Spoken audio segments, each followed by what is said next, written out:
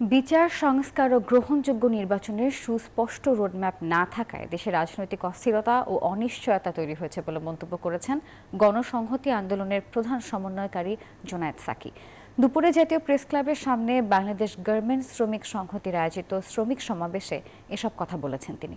শ্রমিকদের অধিকারের প্রতি সরকারকে অধিক নজর দেওয়ার আহ্বান জানিয়ে তিনি বলেন, শ্রম সংস্থার কমিশনের সুপারিশ দ্রুত বাস্তবায়ন করতে হবে।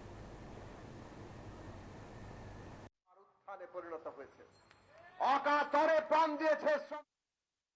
আজকে শ্রম সংস্কার কমিশন যে রিপোর্ট দিয়েছে, সেই রিপোর্ট দ্রুত রাজনৈতিক দল সহ বিভিন্ন অংশীজনদের মধ্যে আলোচনায় যাওয়া দরকার এবং তার মধ্যে যেগুলো সর্বসম্মত হয় দ্রুত সেই সংস্কার বাস্তবায়ন করা দরকার।